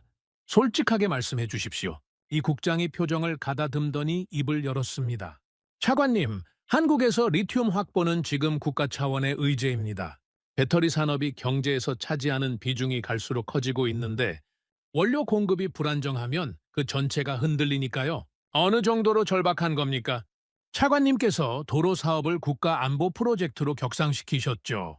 한국에서 리튬 확보가 지금 그 수준입니다. 산업의 생존이 걸린 문제예요. 저는 고개를 끄덕이며 하나를 더 물었습니다. 한국은 다른 나라들과도 리튬 협력을 추진하고 있습니까? 네, 여러 나라와 동시에 접촉하고 있습니다. 카자흐스탄만 바라보고 있는 건 아닙니다. 솔직한 대답이었죠. 보통은 이런 자리에서 당신들이 유일한 파트너라고 말하기 마련인데 말이에요. 그런데 왜 카자흐스탄에 이렇게 공을 들입니까? 다른 나라들과는 처음부터 시작해야 합니다. 신뢰를 쌓고 시스템을 맞추는 데 시간이 걸리죠. 그런데 카자흐스탄과는 그게 이미 돼 있습니다. 도로를 같이 지으면서 서로 일하는 방식을 알게 됐으니까요. 이건 돈으로 살 수 없는 겁니다. 화상회의가 끝난 뒤 저는 그 말을 곱씹어 봤습니다. 돈으로 살 수 없는 것. 맞는 말이었어요. 중국은 가장 큰 돈을 내밀었지만 그 돈으로 살 수 없었던 게 바로 이거였죠. 신뢰라는 건 계약서에 적어 넣을 수 있는 항목이 아닙니다. 같이 일해보고, 문제를 겪어보고, 그걸 어떻게 풀었는지를 직접 확인해야만 생기는 거니까요. 자원정책국장에게 하나를 더 지시했습니다. 한국 국내에서 리튬 관련 어떤 움직임이 있는지 조사해 주십시오. 며칠 뒤 국장이 자료를 가져왔어요. 흥미로운 내용이 있습니다. 한국이 해외 확보와 동시에 국내에서도 리튬 탐사를 본격 확대하고 있습니다. 올해 방치됐던 폐광산들을 다시 조사하고 있고 일부 후보지에서 고품위 리튬 광물이 확인됐다는 보도도 있었습니다. 상업적 개발 단계입니까? 아직 거기까지는 아니지만 가능성이 충분하다는 평가를 받고 있어요. 세계 최고 수준의 광산과 비교 가능한 품이라는 분석도 나왔습니다. 저는 그 내용을 듣고 생각했습니다. 한국이라는 나라가 참 특이한 게 남한테 기대기만 하지 않는다는 거예요. 우리한테 협력을 제안하면서도 자기들 안에서 할 수 있는 건 동시에 다 하고 있지 않습니까? 그게 나쁜 겁니까? 오히려 더 신뢰가 갑니다. 모든 걸 우리한테만 걸겠다고 하는 쪽이 오히려 위험하거든요. 그건 거짓말이거나 다른 대안이 없다는 뜻이니까. 한국은 가능한 모든 경로를 동시에 열어놓고 움직이는 거예요. 그리고 그 경로들 중에서 우리와의 협력을 가장 먼저, 가장 적극적으로 추진하고 있는 거죠. 그게 더 믿음이 갑니다. 이후 이 국장과 다시 통화할 기회가 있었습니다. 탐사 일정 최종 확인 건이었는데 통화 끝에 제가 물었죠. 이 국장, 한국이 느끼는 절박함을 한마디로 말해줄 수 있습니까? 이 국장이 잠시 멈췄다가 천천히 말했어요. 한국 배터리 산업의 수출 규모가 매년 크게 성장하고 있습니다. 이 산업이 멈추면 한국 경제 전체에 영향이 가요. 그런데 이걸 돌리려면 리튬이 필요하고 지금 그걸 안정적으로 확보할 수 있다는 보장이 없습니다. 차관님, 이게 절박하지 않으면 뭐가 절박한 겁니까? 이 국장, 하나만 더 묻겠습니다. 이 협력이 실패하면 한국은 어떻게 됩니까? 짧은 침묵이 흘렀습니다. 다른 길을 찾겠죠. 하지만 이만큼 빠르고 이만큼 안정적인 경로는 쉽게 나오지 않을 겁니다. 솔직히 말씀드리면 저희도 이 기회를 놓치고 싶지 않습니다. 통화를 끊고 창밖을 바라봤습니다. 순환도로 위로 차량들의 불빛이 줄지어 흐르고 있었죠. 이 모든 게 연결돼 있었습니다. 도로가 막혀서 도시가 멈췄던 그날 새벽, 한국이라는 이름이 처음 테이블에 올라왔던 순간, 묵묵히 도로를 완성한 박 소장. 그리고 지금 세계 산업의 판이 바뀌는 와중에 서로의 약점을 채워줄 수 있는 파트너로 마주 앉아 있는 이 상황까지 하나하나가 따로 놀았던 게 아니라 전부 이어져 있었던 거였어요. 리튬은 단순히 땅속에서 캐내는 광물이 아니었습니다. 다가올 미래에 어떤 나라가 살아남고 어떤 나라가 밀려나는지를 가르는 경계선이었죠. 그 경계선 앞에서 카자흐스탄과 한국은 같은 방향을 바라보고 있었습니다. 둘 다 절박했고, 둘 다 혼자서는 부족했고, 둘 다 상대가 필요했으니까요. 산업은 기다려주지 않습니다. 세계는 이미 움직이고 있었고, 우리가 함께 움직이기 시작한 건 기회를 잡기 위해서가 아니라 뒤처지지 않기 위해서였습니다. 그리고 이 공동의 절박함이 만들어낸 협력이 구체적으로 어떤 결과로 이어지게 되는지 알게 되었죠. 탐사 인력이 카자흐스탄 땅을 밟은 건 양해각서 체결 후 한 달이 차에 되지 않아서였습니다. 한국 측에서 파견된 지질 전문가 팀과 우리 쪽 자원개발공사 인력이 합류해서 공동 탐사팀을 꾸렸죠. 이 국장이 약속했던 대로 한국 측은 자기들 기준으로 팀을 짠 게 아니라 우리 쪽 인력 구성을 먼저 확인하고 거기에 맞춰서 왔습니다. 첫 번째 탐사 대상지는 카자흐스탄 중부 지역이었어요. 지질학적으로 리튬 함유 가능성이 가장 높다고 분석된 곳이었죠. 저는 탐사팀 출발 전에 이 국장에게 전화를 걸었습니다. 이 국장, 탐사팀이 내일 출발하는 거 맞습니까? 네, 차관님. 장비 점검까지 완료됐습니다. 한 가지만 당부하겠습니다. 결과를 서두르지 마십시오. 제대로 된 데이터를 쌓는 게 먼저입니다. 저희도 같은 생각입니다. 탐사라는 게 빨리 한다고 좋은 결과가 나오는 게 아니니까요. 정확하게 가겠습니다. 탐사가 시작되고 첫 달은 지표 조사 단계였습니다. 매주 중간 보고서가 올라왔는데 순환도로 때와 비슷한 패턴이었어요. 과장 없이 사실만 적혀 있었고 기대를 부풀리는 문구는 단 한 줄도 없었죠. 이번 주 조사구역 지표 시료 채취 완료. 분석 진행 중. 현 단계에서 부존 여부 판단은 시기상조. 이런 식이었습니다. 자원정책국장이 보고서를 들고 와서 물었어요. 차관님, 아직 뚜렷한 결과가 없는데 괜찮겠습니까? 괜찮습니다. 탐사 한 달 만에 결과가 나오면 그게 오히려 이상한 거예요. 제대로 하고 있다는 뜻입니다. 다른 쪽에서 조급해할 수도 있습니다. 이 사업에 들어간 예산이 적지 않으니까요. 그러면 제가 설명하면 됩니다. 탐사는 원래 이런 겁니다. 두 번째 달부터는 시추 단계에 들어갔습니다. 지표 조사에서 유망하다고 판단된 구역에 시추공을 뚫고 지하 시료를 채취하는 작업이었죠. 이 단계부터는 한국 측의 장비와 기술이 본격적으로 투입됐습니다. 그런데 여기서 제가 주목한 건 장비나 기술이 아니었어요. 작업 방식이었습니다. 현장 감독관을 통해 전해 들은 이야기인데 한국 측 지질 전문가들이 시추 작업을 할 때 우리 쪽 인력을 그냥 옆에 세워놓고 구경시키는 게 아니라 매 단계마다 같이 작업하면서 설명을 하고 있었다는 거예요. 감독관에게 직접 확인했습니다. 그게 사실입니까? 한국 측이 우리 인력한테 기술을 가르치고 있는 겁니까? 가르친다기보다는 같이 한다는 표현이 맞을 것 같습니다. 시추공 위치 선정부터 시료 채취, 데이터 기록까지 전 과정을 공동으로 진행하고 있어요. 작업이 끝나면 그날 데이터를 같이 분석하는 시간도 갖더군요. 그건 누가 시킨 겁니까? 한국 측 팀장이 처음부터 그렇게 운영하고 있다고 합니다. 상부 지시라고 하더군요. 이 국장이 처음에 했던 말이 떠올랐습니다. 기술 이전이 아니라 공동 성장이라고요. 말로만 그런 게 아니라 현장에서 실제로 그렇게 하고 있었던 겁니다.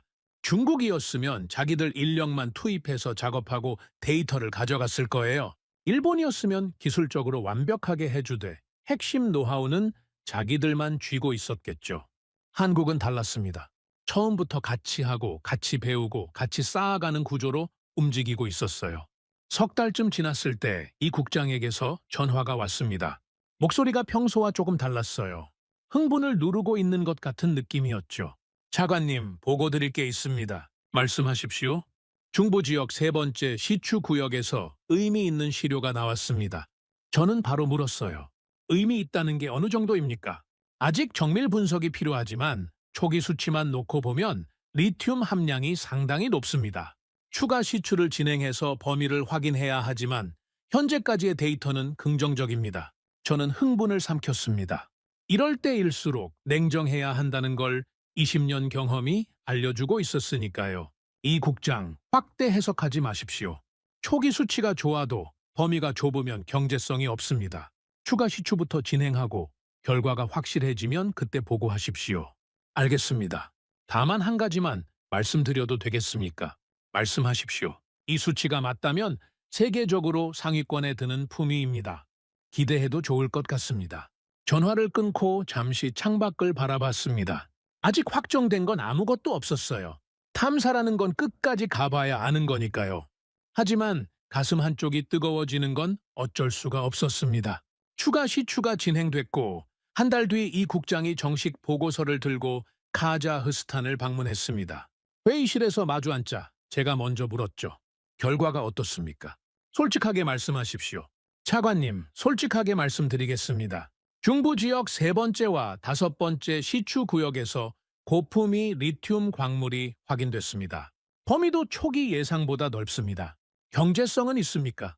정밀 평가가 더 필요하지만 현재 데이터만으로도 상업적 개발 가능성을 논의할 수 있는 수준입니다. 옆에 앉아있던 자원정책국장이 몸을 앞으로 기울이며 물었어요. 세계적으로 비교하면 어느 정도 수준입니까? 호주나 칠레의 주요 광산과 비교해도 뒤지지 않는 품위입니다. 회의실이 조용해졌습니다.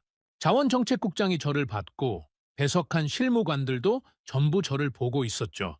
저는 한참 동안 아무 말도 하지 않았습니다. 이 순간이 어떤 의미를 갖는지 그 무게를 제대로 느끼고 싶었거든요. 이 국장, 하나만 묻겠습니다. 네, 차관님. 이건 한국 입장에서도 의미가 있는 결과입니까? 이 국장이 잠깐 멈칫하더니 솔직하게 대답했습니다.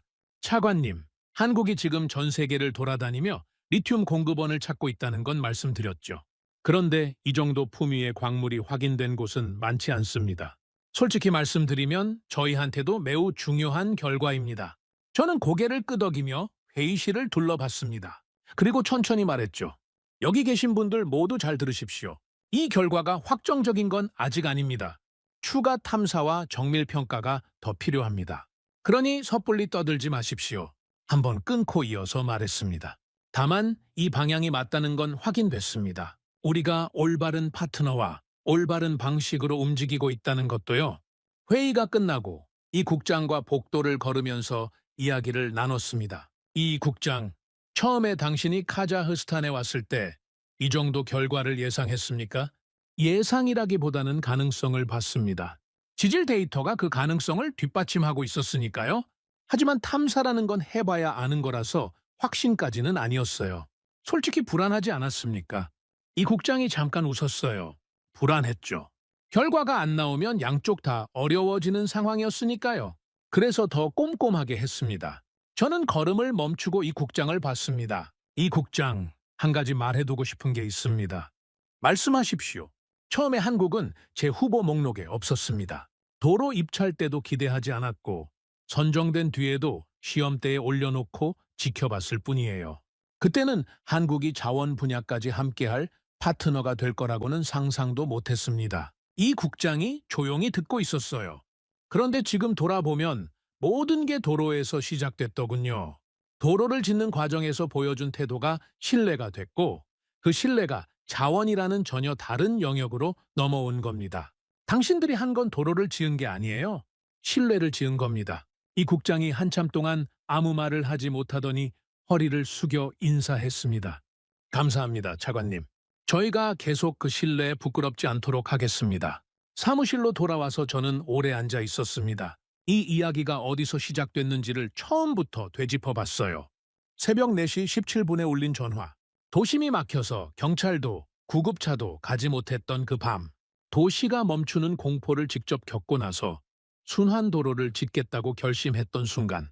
중국의 거대한 제안을 거부하고 일본의 완벽한 기술을 포기한 뒤 마지막에 남았던 이름. 아무 기대 없이 시험대에 올렸던 한국이 조건을 바꾸지 않고 문제를 떠넘기지 않고 묵묵히 도로를 완성한 것. 그 도로 위에서 리튬이라는 단어가 처음 나왔던 회의. 그리고 지금 우리 땅 밑에서 세계적 수준의 자원이 모습을 드러내고 있는 이 순간까지 저는 감동으로 결정을 내리는 사람이 아닙니다. 한 번도 그런 적이 없어요. 저는 숫자를 보고 구조를 보고 10년 뒤에도 설명할 수 있는 선택만을 해왔습니다. 그리고 그 모든 냉정한 계산의 끝에서 매번 같은 이름이 남았습니다. 한국이요. 이 협력은 리튬을 캐기 위해서 시작된 게 아닙니다. 다가올 위기 속에서 서로의 산업이 멈추지 않도록 하기 위한 선택이었죠. 한쪽이 다른 쪽을 도와주는 관계가 아니라 둘 다 살아남기 위해 손을 잡은 겁니다. 우리는 자원을 맡긴 게 아니에요. 미래를 함께 가기로 한 겁니다. 그래서 저는 지금도 이렇게 말할 수 있습니다. 한국은 우리에게 도로를 지어준 나라가 아닙니다. 위기 속에서 가장 먼저, 가장 조용하게 결과로 답한 나라입니다. 그리고 그 답이 만들어낸 신뢰 위에서 지금 우리 두 나라는 함께 미래를 설계하고 있습니다. 오늘의 사연은 여기까지입니다. 구독과 좋아요는 영상 제작에 아주 큰 힘이 됩니다. 지금까지 감동테라스 저는 소희였습니다. 오늘도 우리 구독자님들의 가정에 따뜻한 행복이 가득하시길 진심으로 바라겠습니다. 긴 영상 끝까지 시청해주셔서 정말 감사합니다. 내일 더 좋은 이야기로 찾아뵙겠습니다. 감사합니다.